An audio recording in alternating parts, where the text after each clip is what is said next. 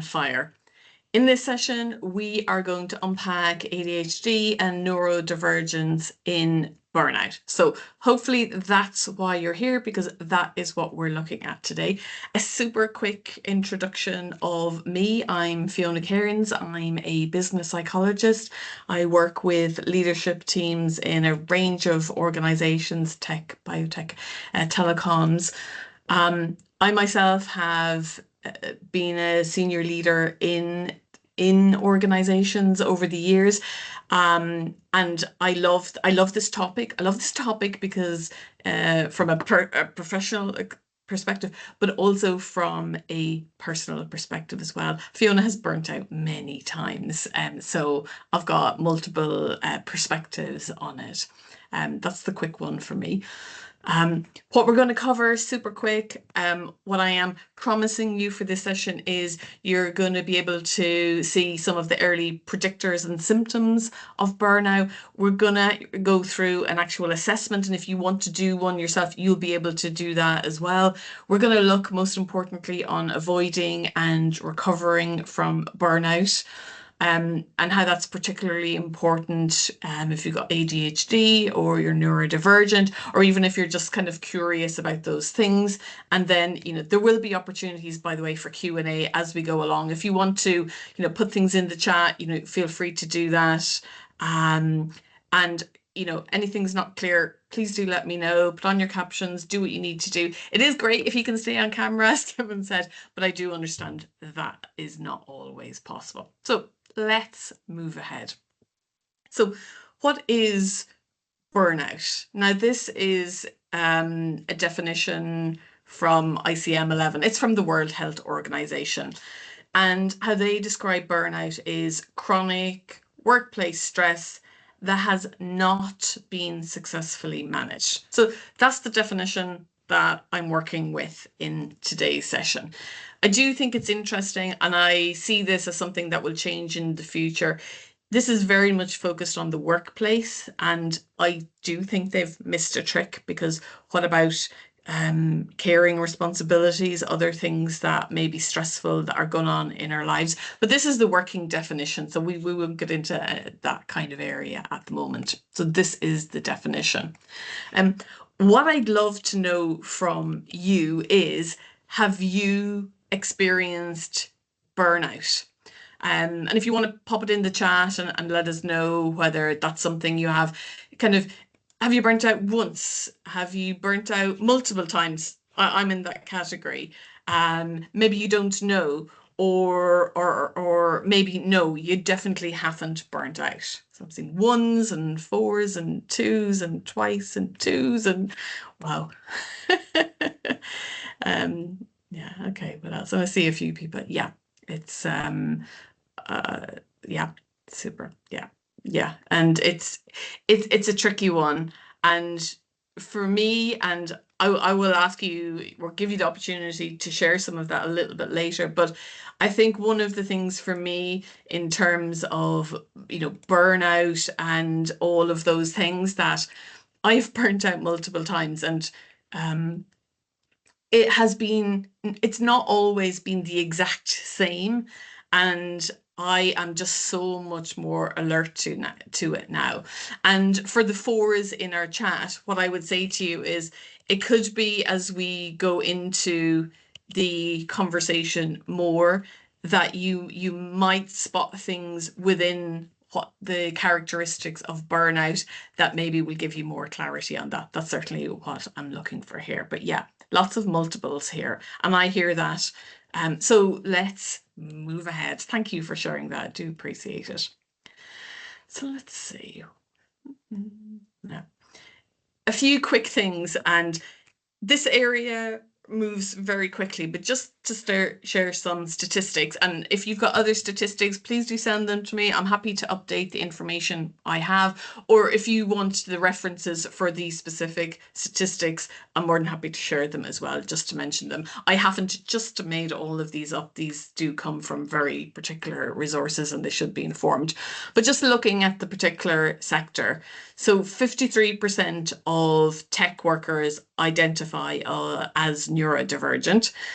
4 to 5% of the population are thought to have ADHD, and 15 to 20% of the population neurodivergent. And this is the bit that in some ways shocks me but doesn't in another way. 93% of adults with ADHD experience burnout. Like, just mind blowing. I don't know if anybody else's mind is blown by that, but that is pretty shocking. Um, and in other ways, maybe not surprising, because we're operating oftentimes in an environment that isn't really set up for us. We're not set up to win in many work environments, quite honestly. And so, us as individuals, as managers, as team members, as peers, as, responsible people in organizations, supporting people with this, everybody, but particularly being mindful of this, is super important. The other thing that I thought was interesting with the statistics was that, in terms of sharing where people sit, and we've already heard this morning. I mean, Sarah, you shared, and thank you for that, and I appreciated that, and can sort of really reflect on the journey you've been on and are still on, indeed. And that might be something, for example, maybe you share that at work, or maybe you will share it at work, and of course. But I think in terms of numbers and so on, what we find is, or what the statistics show, is that often men are sharing that information and getting associated support, but only 50% of women are making managers aware of support. And that is not to say, by the way, you should go back to the office now as soon as we're over and tell your manager because I said so. It's not. Of course, it's a personal choice that you make, whether you share that information with anybody. It's yours to do with as you wish. Some people like to and some don't. In every session that I do, whether I'm doing a session on values, or delivering or giving feedback, or strategic thinking, I will always include the available research that links to different areas of neurodivergence, always. And I will just do that as standard, because what I also often see is that the things that are recommended or beneficial for individuals in that space actually can benefit everybody. So I think that's useful. But I find it always very interesting that I will often have people coming up to me afterwards privately to explore some of those things. So just to be mindful that not everybody declares, and that can also mean that people don't get the support they need. Of course, there can be backlash with that as well, but just be mindful, particularly if you're a manager, you're looking after people, just be alert for that as well. And if you are in that place, then look at how can you support that person in your team? How can you make the system more accommodating for everyone ultimately? And it's just something that we need to be mindful of, that, we can ask for help. And I also think some of those, stereotypes about, being a strong, independent woman and all of that, and that has positive aspects to it, but actually it can also mean that we're not that good asking for help. I'm a bit rubbish at asking for help, to be quite honest. There we go. So we're going to look now at early predictors, symptoms, and the impact on motivation in terms of all of that. So here we go. So a few quick predictors of burnout. I'm holding my hand up on this one. If you'd asked me way back when, well, what is burnout, Fiona? I would say burnout is you've got too much on your plate, and you're just working all the time. You're working weekends, you're working evenings, you're getting up at 6 o'clock in the morning. It's just work. So my former impression of what burnout is was just workload. And we do see, when we look at the research on this in terms of the earlier predictors of burnout and its impact on employee engagement, workload is a thing. So, that's not a surprise, sure. But there's also things like control, how much control we feel we have in our role, and the reward we get from our role. I know somebody who probably works, I don't know, 90, honestly, to 100 hours a week, but he is well rewarded for it. And that's something that he is good with. There are some downsides and all of that. But that it makes a difference. That person isn't going to do that job, if they're going to be earning a small amount. There's community in the workplace. And so if you've got groups or subgroups or particular support individuals in your organization, or you all go for lunch on Friday, that sense of community is also a factor. There is fairness. I don't know if there's anybody else here. Fairness is one of my core values. And I sometimes see myself as Joan of Arc riding in to defend and protect somebody else, sometimes at my cost. But if we perceive unfairness in the organization, again, it's not helping us. And then values with that.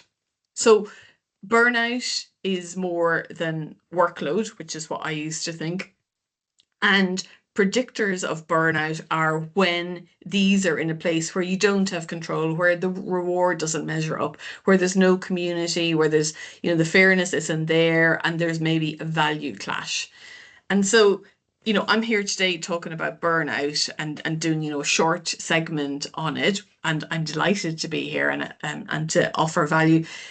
But it's something broader than, if your organization, if there's a pattern of burnout in your organization, a wonderful webinar by a wonderful person like myself does not fix it. It's not a one and done. It's broader than that. And in the work that I do when I'm going into organizations, I'm creating leadership programs, working one-on-one in groups and all of that. These are the factors that I'm including in my programs, because yes, it's bad for burnout, but it's integrated into it. These are bad for other reasons as well. And so from an organizational perspective, it's very useful to think about these aspects, making sure these are considered if you are doing programs of this nature as well. So here are some symptoms and things that impact our motivation. And I want to hand this over to you as well. When you're in this burnout phase, and we've had quite a few, we don't really care. Our performance might be poor. We might be numbing, and that might be alcohol, it could be drugs, it could be other things that allow us just to kind of get away from it, kind of give us a barrier towards it. Or we're doing things like we're working harder, but it's not making any impact.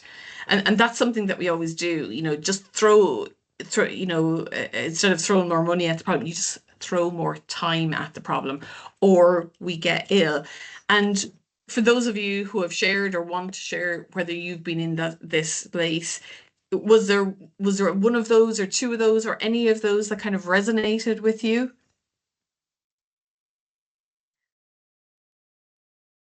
Anybody get ill sometimes before their holidays?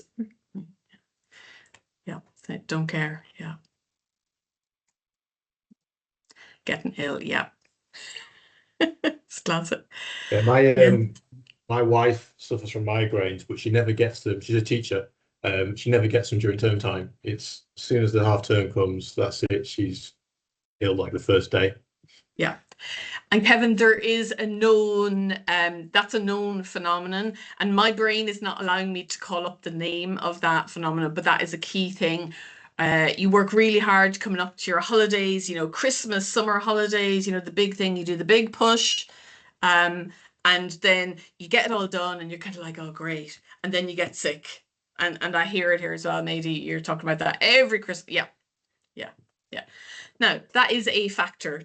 A single item does not indicate that, that's burnout, but with other things. But these are just some of the things to be mindful of when we come to these. And the getting ill is definitely one. There are some gender differences when it comes to burnout too, in terms of exhaustion falls more towards women, and men who are in that burnout piece tend more towards depersonalization, sort of kind of taking themselves out of it a bit. And so, and I've definitely observed that in offices I've worked in, in the companies I've been in, you know, tech companies, and you do have a lot of guys, and it can show up differently. So it's not always the same. And so that's something to watch out for. I want to get us to our assessment tool. And this is something I'm going to walk you through it, and you can also do it yourself. I'll give you a quick link, and you can do it on your phone, or you can do it on your screen as well, or you can do it later. It's completely up to you. But this is a tool that has been developed by scientists, and they go through this in much more detail. So I want to share that with you, and I'm going to be a little bit speedy with it. But if I'm going too fast, please hold me, because I'm really keen to get to the aspect of where we're managing this and overcoming it. So when we look at the assessment tool, so it has these 4 components that we've talked about: exhaustion, mental distance, emotional impairment, cognitive impairment, cognitive being our brain. I'm going to explain those in more detail. So if it's all a bit like, oh, there's too many things in there, just bear with me, because I'm going to explain them in more detail. So this tool, based on the research by Schaufeli, and it's not too old because it's only from 2020, they have created a tool based on these 4 components. Now, if you want to do it on your phone, this is the link. It does ask you for your name and email, but you absolutely don't have to do it. You can do it if you wish, of course. And I'm just going to share the link in the chat as well, so that if you wish, you can do it later. Let's pop it in there. I've got my whole blurby thing in there. So you can use the link in the chat if you wish. That's the Cairns Consultancy burnout.scoreapp.com. You're welcome to do it. You absolutely don't have to do it if you wish. I'm going to talk you through the different components of it now. So let's go through what some of these questions are. Super. So these are the exhaustion questions. So things like, I feel mentally exhausted. Everything takes a great deal of effort. I feel physically exhausted. You know, when I get up, I lack the energy. When I want to be active, but I just can't manage it. When I exert myself, I get tired. At the end of the day, I feel mentally exhausted and drained. And you know, as we look at this on the page, something that occurred to me was, you know, if we didn't call this exhaustion, what would we be calling that? Anybody want to even just unmic and say what occurs to them on this one?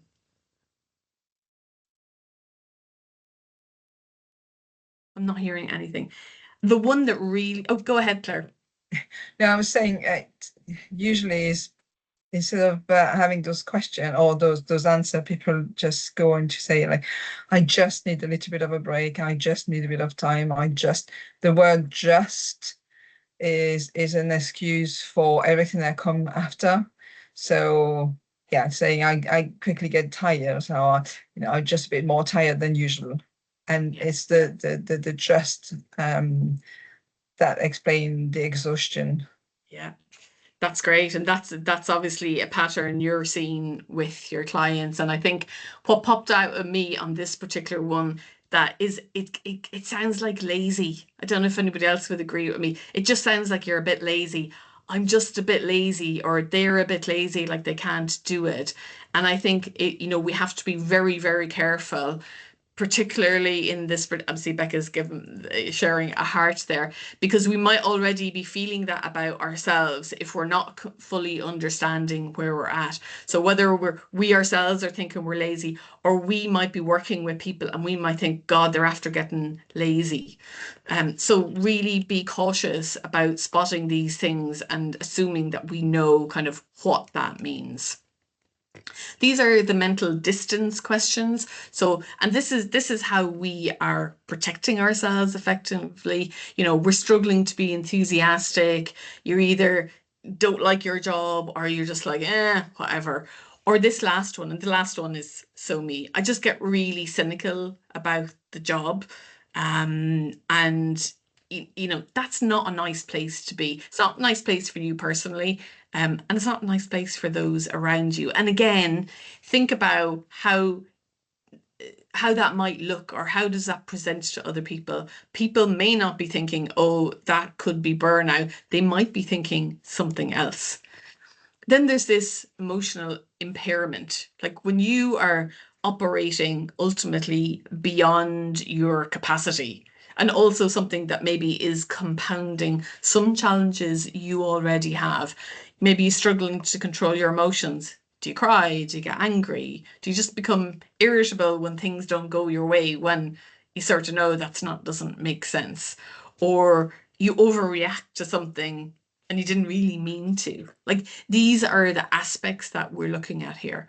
Then these are the cognitive, again, to do with our brain. Can't stay focused, not able to think clearly, forgetful or distraction, or making mistakes. And again, what does that look like to other people? Does it get clouded in? Does it get bunched in with something else that might be going on? So we're looking at all of these. I don't know. I mean, in terms of these dimensions, exhaustion, the distance, any of the impairments, any of these surprising to you? Do any of these pop out and go, oh, now it makes sense? Or what are your thoughts on these dimensions? Do they make sense? Unmute or pop it in the chat. Yeah, I think it's easier to understand, isn't it, when it's broken down like that? Because I think that overwhelming piece comes in immediately, doesn't it? Whereas if you can break it down, it's easier to like compartmentalize them, and which one's giving you the biggest impact, or which ones can you make quick wins to improve. Yeah. Absolutely. I love this because it makes it so clear. And it allows for difference as well, in terms of it allows for personality, it allows for the jobs, it allows for a lot of variation, but we can still use this to better understand where we're sitting in a particular space. I think, and this is a key aspect of it as well, particularly for people who've been in your organization a while.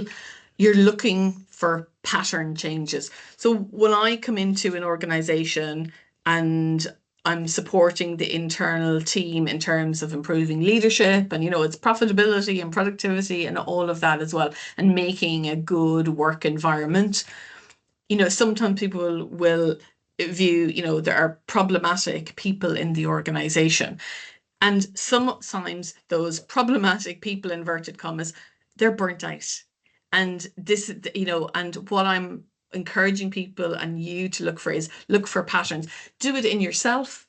Look for it in teammates or team members. Think about your peers, maybe your significant other at home. Kevin, you were talking about the migraines. Those are the things to look out for. You're looking for pattern changes as well. That's just so key in all of this, because it is a journey. Moving now to arguably the best bit, which is how can we avoid and recover from burnout if we're there? And there's it's a long track. Again, it's not something that you just wake up to. We've got to learn of some of these, but also there are different degrees of burnout.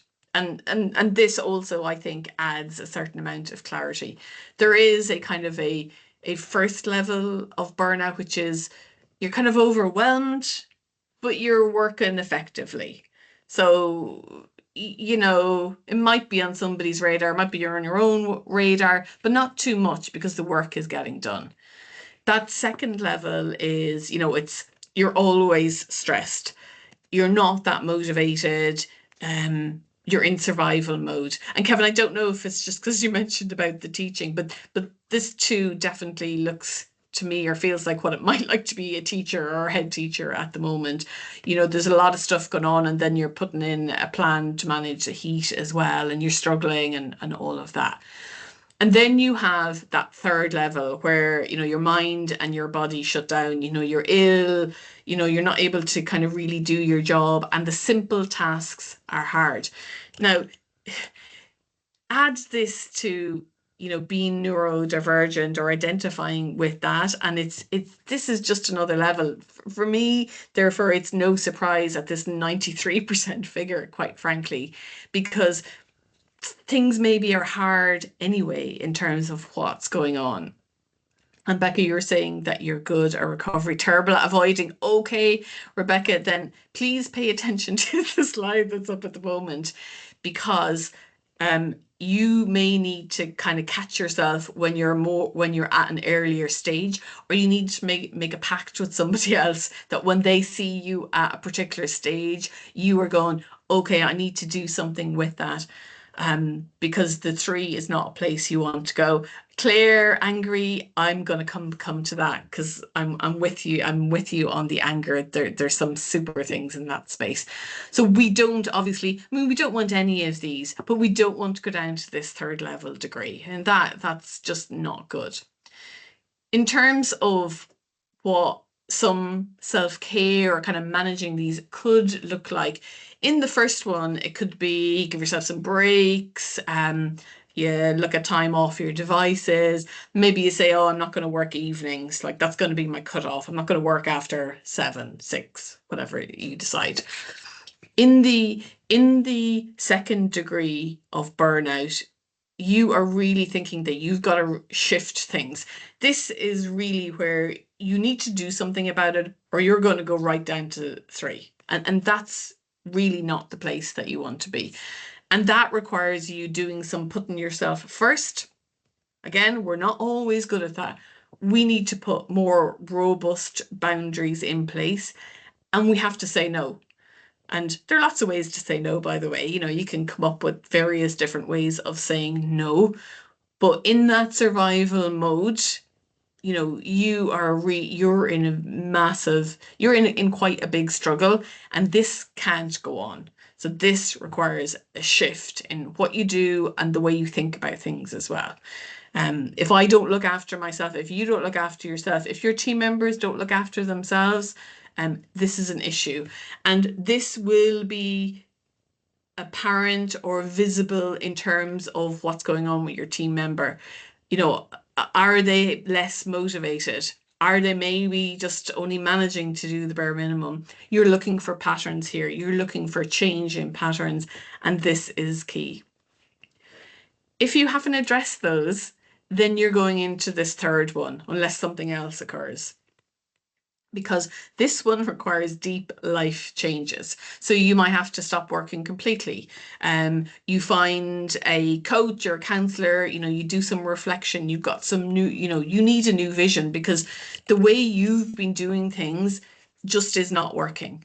And we can't keep going with that. And, you know, you can share this if you will, you can unmute, or you can say, and Jack, I've been in 3rd degree, and it's really horrible, like getting ill enough that you're off work for weeks at a time. You know, it's and then, you know, and Claire, you support people going back to work, but you know, it's the whole thing that goes with that. And also, and I have read some things about, you know, well, I was burnt out and then I gave myself 30 days and I was right back in and I bounced back.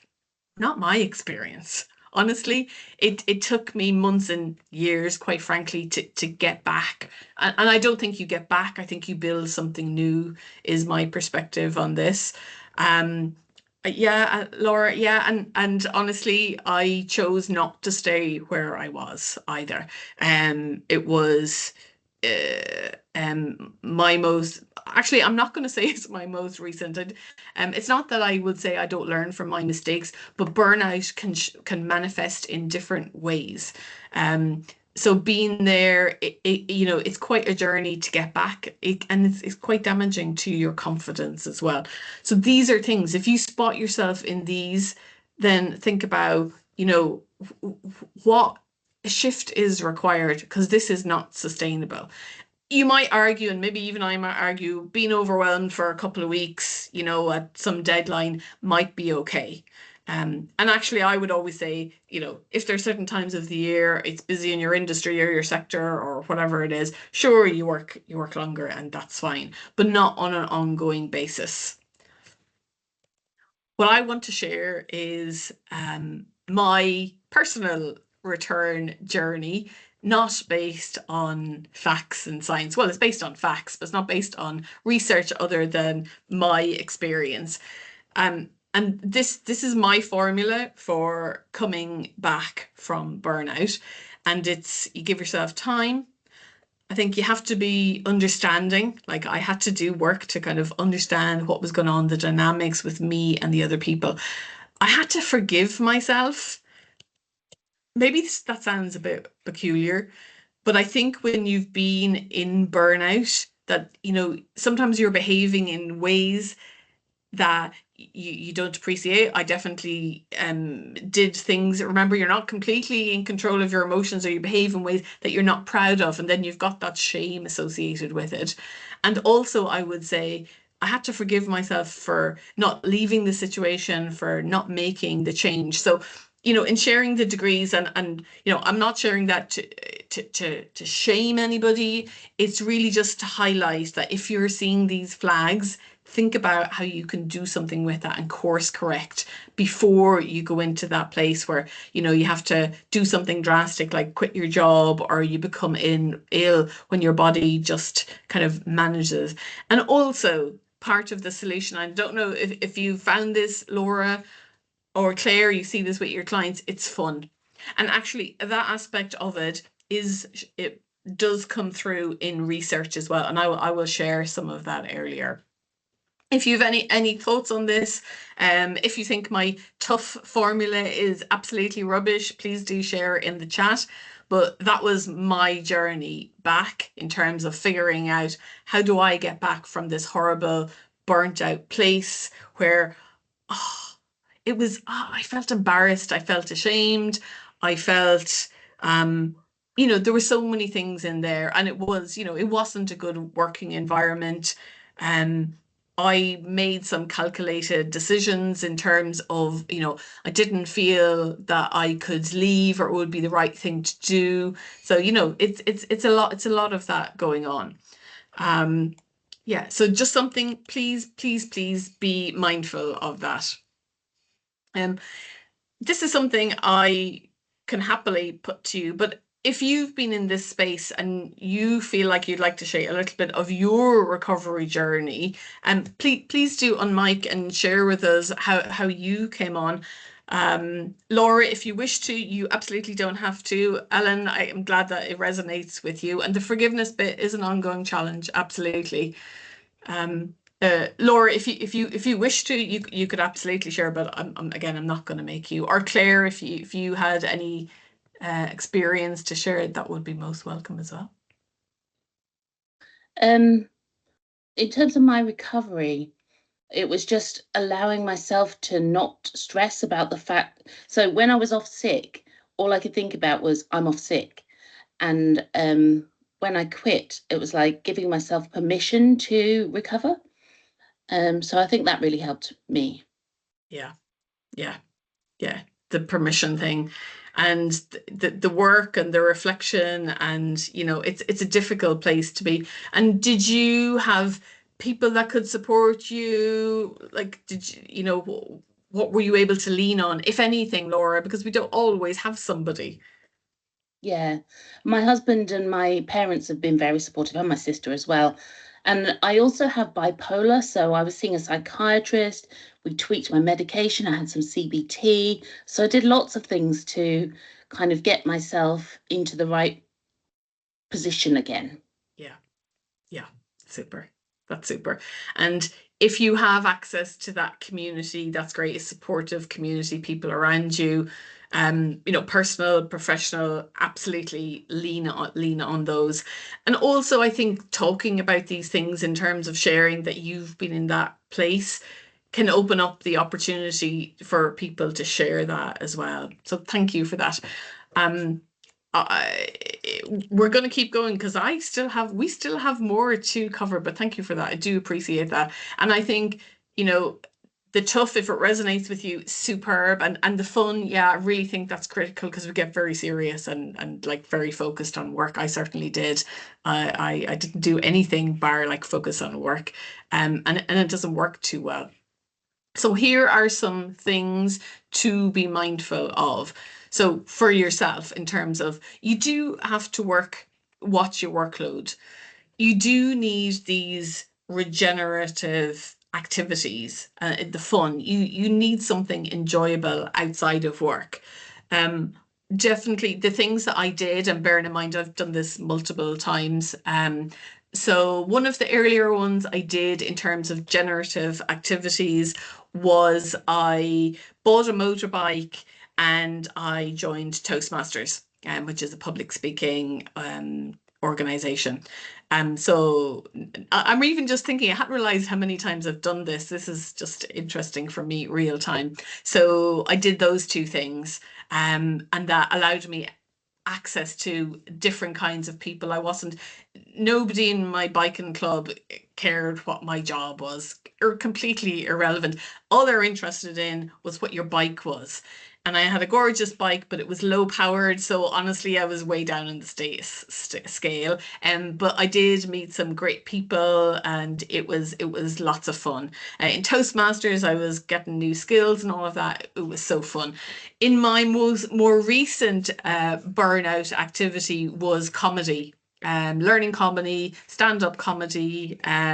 If anybody wants to, commission me for a Netflix special, I'd be delighted to do a stand-up comedy show.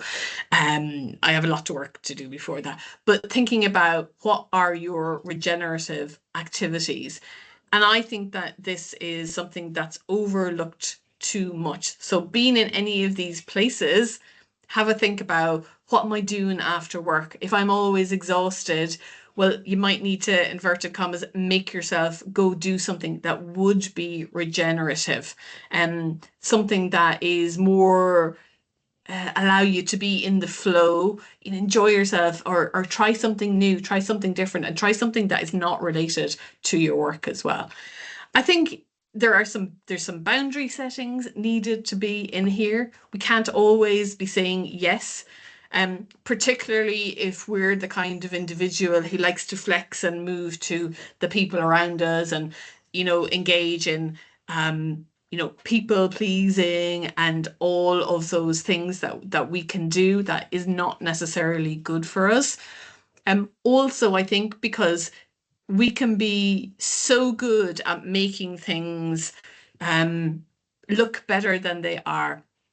And this is something in terms of the client work I'm doing with organizations.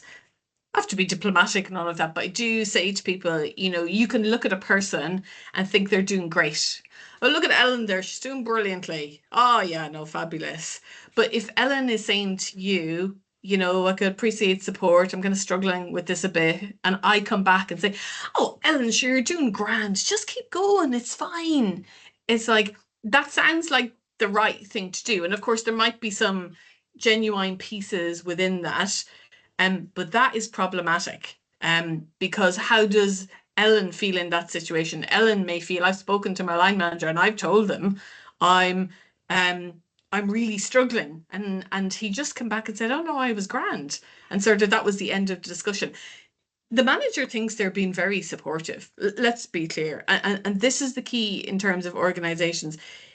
It looks from the outside that Ellen is managing. I'm just picking on you, Ellen, but it applies generally. It's in terms of, but the amount of work that Ellen might have to put in place just to be operating at a particular level is phenomenal, and we might have to be more robust. And so if I'm working with both sides of the table, I'd be saying, Ellen, it might be worth another conversation of saying again, I need extra support. It would be good if, because of course it would be wonderful if your boss just came back and did it, but we live in the real world. And your line manager needs to be listening. We need to be reading between the lines somewhat, of going, if somebody has gone to the trouble of sharing this with you, develop the conversation more. And it may be that there is some, oh, they're doing better than they think they are, and there's, some imposter syndrome and all these other things in there. Sure, but we have to be careful on both sides of these things. And it's always great for me being in a privileged position of working with multiple levels in organization, because I can help navigate that as well. Actually, that's some of the fun aspects of my work as well, because it's different levels of leadership and helping people see what might be on the other side of things as well. And Becca, and that's exactly it, and that's exactly what I'm talking about, and that piece within there. So we may have to push back a lot because people don't always know what it's costing us to deliver what we're doing. And we don't want to let people down. Of course we don't. And the support, and we've heard that earlier. And there is we need to stop whatever we're doing before it stops us. And I think that we also need to have intentionality in terms of our own well-being. I'm not always great at that, quite frankly. So, but I do make efforts. And the critical piece, you can't power through alone. So whether it's personal help, professional help, work needs to be done on this. You need to reach out around you. And so much of this is, if you are spotting yourself in any aspects of this burnout, or you have identified people around you who might be in that particular space, do not think that this gets better by itself, because I'm sure those of you who shared earlier being in this particular space, it doesn't get better by itself. It requires action from you and uncomfortableness as well, and getting the support around you to deal with that as well. From an organizational perspective, honestly, there's a lot that organizations can do. Watch out for unfairness. Beware of pushing unmanageable things onto individuals. And I see now in organizations the rate of change. It used to be like people would have change programs over several months. No, change is like just constant. I see it across multiple sectors. Change is fast. It's happening now, and it's happening tomorrow and next week, and it's ongoing. It's change. And that consumes, that takes its toll on us. We've got to be super careful of it. There's also the role clarity, communication, and there's also time pressure as well. If we've got all of these, we have to be mindful. And what's the answer to so many things? We need to be having more conversations. Like what's the best tool of any organization? What would I say to any manager of any level of an organization? And I am saying this on an ongoing basis. It's about communication. There needs to be more communication and around what's going on. And so you can provide people with the support, and sometimes people maybe need to be challenged as well. I'm a big believer in support and challenge at the right level, but more conversations on those things. Laura, you've asked there, what's the difference between stage 3 and depression? Unfortunately, I'm absolutely not qualified. I'm not a clinical psychologist. I'm a business psychologist, and I do think it's a good question, and I do think there will be some overlaps in that particular area. So I'm going to politely say I'm not qualified to answer that question, but I think we can see that some of those, from a lay person's perspective, I would see some commonalities and overlap. And I imagine if there was a Venn diagram, there would be quite a bit in the middle. But again, for clarification, I am not qualified to say what that is. But I think it's apparent that that's a dire situation, and anybody being in that particular place, either one, will have, it's not a good place to be in any of those situations. And if I get a more definitive answer on that someplace else, if there's a piece of research that clearly defines it, I'd be happy to share it with you, Laura, for that. So organizations, there are things that you can do. And critical is listening, having more conversations, and helping people really do their work in a way that works for them. This next slide, coming right before our final point, looks at, and this is based on recent research. I think this is 2024. I need to check my references. So when we look at, and this is quite tricky. So, being in organizations, we want to deliver, we want our people to deliver. We could be in this place of, well, I have to push our people hard, or on the corollary, I have to work hard. There's no other way for me to be successful, or there's no other way for our organization to be successful unless we do these things. And that can be something that we get into. And it's not true. It's actually not true, but we fall into that thinking. I couldn't do this job really well unless I did all these things. But there is a way forward, and this research dug into it really, really well. And they looked at what the traits were of high performance, but not burnout. And these are them, and I'm happy to share the reference on this as well. When you're at work, you work hard. You know, you've reflected on what you're doing. You know you're not going to get everything done. You're just never going to get it done. They have a ritual for kind of moving from work to home. And so even if you work from home, you come to your desk with your shoes on or something like that, or you play your favorite song as you leave work and go to the kitchen, or whatever it is, that you have got a ritual for that. You've also got clear boundaries between work at home. So, you know, when you're at home, and they could be hours, or they could be when I'm on the work laptop or my personal laptop, that you're setting those in place. You've got the opposite world, and this aligns to the fun and the enjoyment and all of that.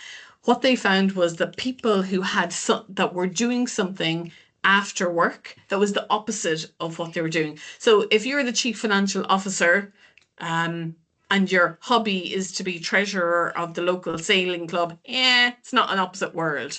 But that financial officer going, I don't know, salsa dancing after work, that would be an opposite world. And that's why this is critical. And again, in my tough strategy, that fun piece was fundamental. Also, they have a phone strategy. So they know what they're doing with this. You know, I turn it off. I don't have it in the bedroom. You know, I don't check my work emails at 11 at night time. You know, I don't have it on Sunday. And also the last one, that they keep work in perspective. And I think for us personally, that research aligns with us being high performers, or your people being high performers, but not burning out. And there is a path for that. And I think when we're adding all the different aspects that we're dealing with already, these are really, really, really fundamental. And thank you for that, Claire, in terms of don't work harder, work smarter. And of course that is true, but we also have to work with our brain. And in terms of that reflection piece, we have to understand ourselves to a degree. We have to know some things about ourselves so we can create a way of working that allows us to shine, and also that we can communicate it to our boss. And sometimes our bosses don't listen, quite frankly, but sometimes they do. And if we're not communicating that, then of course they won't know, they won't be able to support us in that. So we have some work to do as well. Of course, we're running right to time now, so I am very happy for you to reach out to me and have more questions. In terms of action, consider watching out for any red flags that you've spotted in yourself or others, and do something with that. I'm so happy to chat.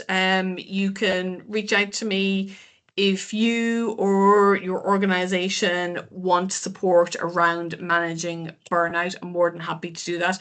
If there are any final words super quickly, or you want to pop in the chat, please feel free to do that. But other than that, I'm now going to hand it back to Kevin and say thank you so much for everybody for being so engaged and involved, and for Kevin for inviting me through. Thank you so much.